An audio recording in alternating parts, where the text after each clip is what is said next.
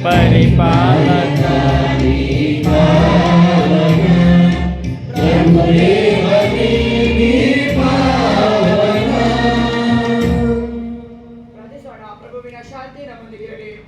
ನಮ್ಮ ಪ್ರಭುವಾದ ದೇವರೇ, ನಿಮ್ಮ ಪರಮ ತ್ರಿತ್ವದ ಆರಾಧ್ಯ ಹಾಗೂ ಮಹಿಮ ಪಡೆದ ನಾಮಕ್ಕೆ ಇಕ ಪದಗಳಲ್ಲಿ ಸ್ತುತಿ, ಕೃತಜ್ಞತೆ, ಆದರ, ಆರಾಧನೆಗಳು ನಿತ್ಯವೂ ಸಲ್ಲಿಸಿ ಪಿತ, ಸುತ ಮತ್ತು ಪವಿತ್ರಾತ್ಮ ಆಗಿರುವ ಸರ್ವೇಶ್ವರ ಸಾಧಕರಿಗೂ ಆಮೆನ್.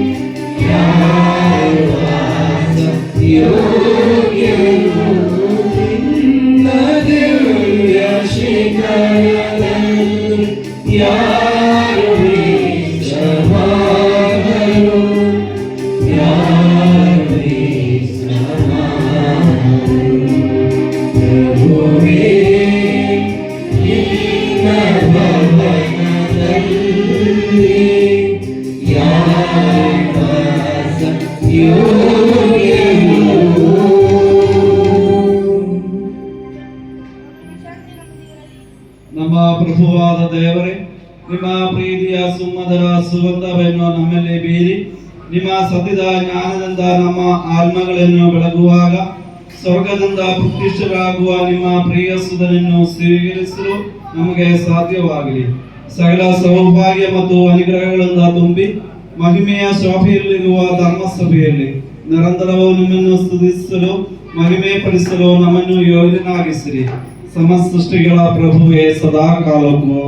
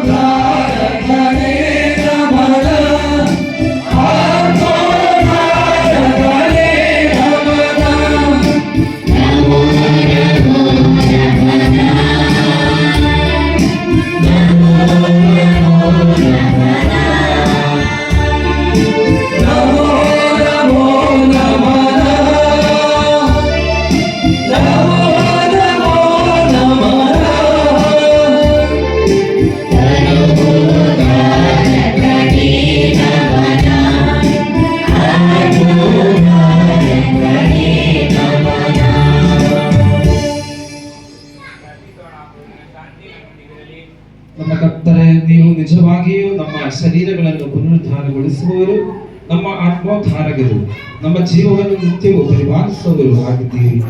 ಆದ್ದರಿಂದ ನಮಗೆ ಸ್ತುತಿ, ಕೃತಜ್ಞತೆ, ಆರಾಧನೆಗಳನ್ನು ಸಲ್ಲಿಸಲು ಸದಾ ಬದ್ಧರಾಗಿದ್ದೇವೆ.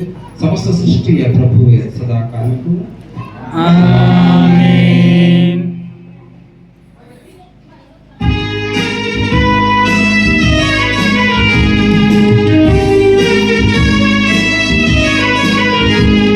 ಪ್ರಣಾಮದಿಂದ ಹೊರಳಿ ಪ್ರಣಾಮ ಮಾಡಿ ಭಜಿಸಿ ಪ್ರಸಾದ ಜೀವದಾಯಕ ಪ್ರಭಾವವನ್ನು ನುತಿಸಿರಿ.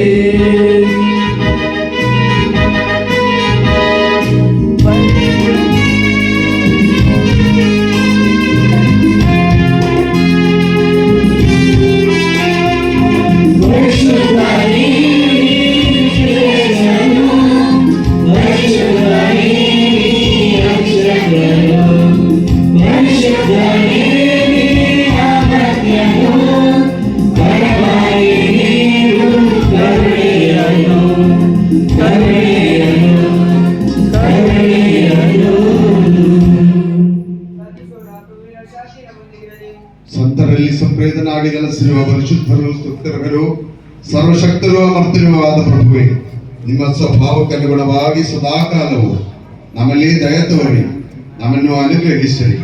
ಪಿತ, ಸುತ್ತ ಮತ್ತು ಪವಿತ್ರ ಆತ್ಮ ಆಗಿರುವ ಸರ್ವೇಶ್ವರ ಸದಾಕಾಲಕ್ಕೂ ಆಮೆನ್. ಸಹೋದರರೇ, ಧರ್ಮೋಪದೇಶ ಕಾಂಡದಿಂದ ವಾಚನ, ಅಧ್ಯಾಯ 8:3.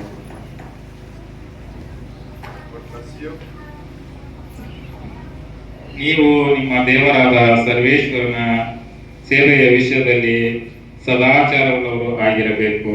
ನೀವು ಸ್ವಾಧೀನ ಮಾಡಿಕೊಳ್ಳುವ ಆ ನಾಡಿನ ಜನಾಂಗಗಳು ಶಕುನಗಳನ್ನು ನೋಡುತ್ತಾರೆ, ಯಂತ್ರ ಮಂತ್ರಗಳನ್ನು ಮಾಡುತ್ತಾರೆ.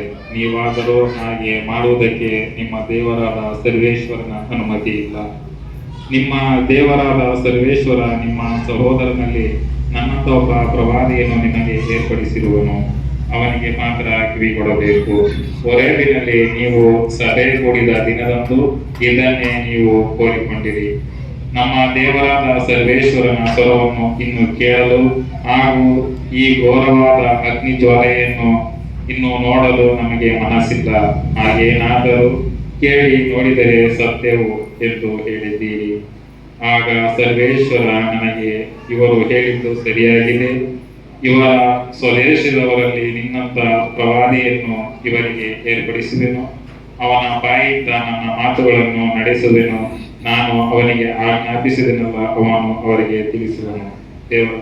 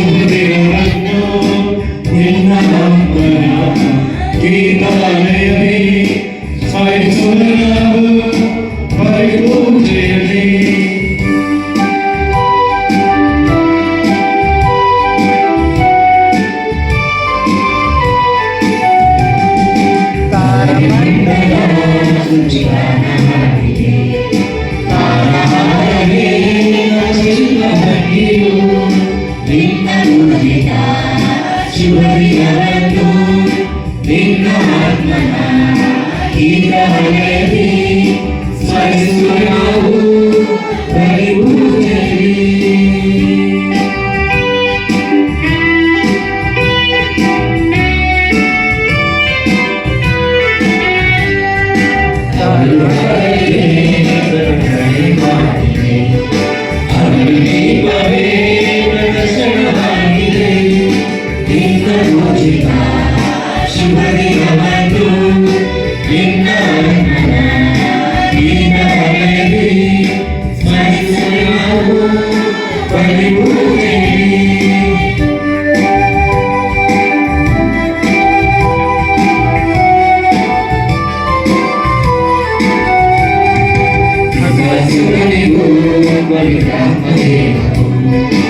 ಆದಿಯಂತೆಯೇ ಧರಿಸಲ್ಲವೇ ನಿನ್ನ ಪೂಜಿತ ಶಿವಲಿಂಗವನ್ನು ನಿನ್ನ ಆತ್ಮನ ಈಗ ಹಳೆಯದಿ ಸ್ಮರಿಸುವ ನಾವು ಬಲಿ ಪೂಜೆಯಲ್ಲಿ. ನಮೋ ಮಂಡಲ ನಾಮ ಹಾಡಿದೆ ವಿಭೋ ನಿನ್ನಯ ನಾಮ ಹಾಡಿದೆ ನಿನ್ನ ಪೂಜಿತ ಶಿವಲಿಂಗವನ್ನು ನಿನ್ನ ಆತ್ಮನ ಈಗ ಹಳೆಯದಿ ಸ್ಮರಿಸುವೆ ನಾವು ಬಲಿ ಪೂಜೆಯಲ್ಲಿ.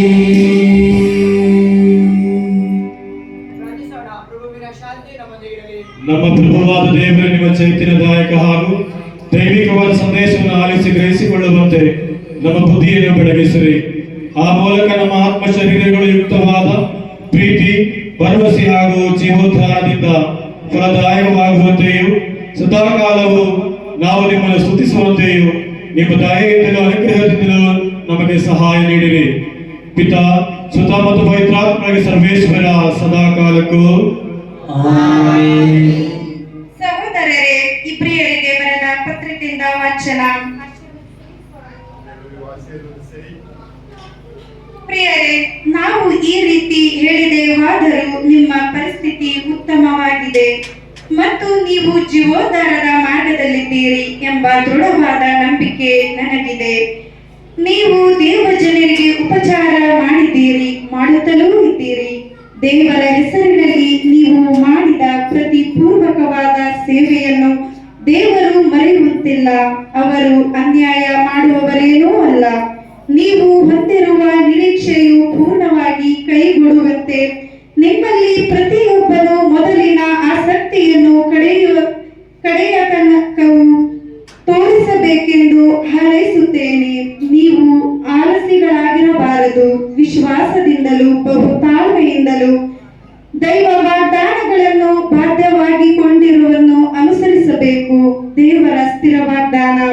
ದೇವರು ಅಬ್ರಹಾಮನಿಗೆ ವಾಗ್ದಾನ ಮಾಡಿದಾಗ ತಮ್ಮ ಮಾತನ್ನು ಈಡೇರಿಸುವುದಾಗಿ ಶಪಥ ಮಾಡಿದರು.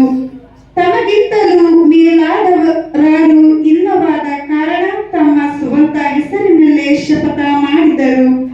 ಖಂಡಿತವಾಗಿಯೂ ನಾನು ನಿನ್ನನ್ನು ಆಶೀರ್ವದಿಸುವೆನು, ನೀನು ನಿನ್ನ ಸಂತಾನವನ್ನು ಹೆಚ್ಚಿಸಿಯೇ ತೀರುವೆನು ಎಂದರು.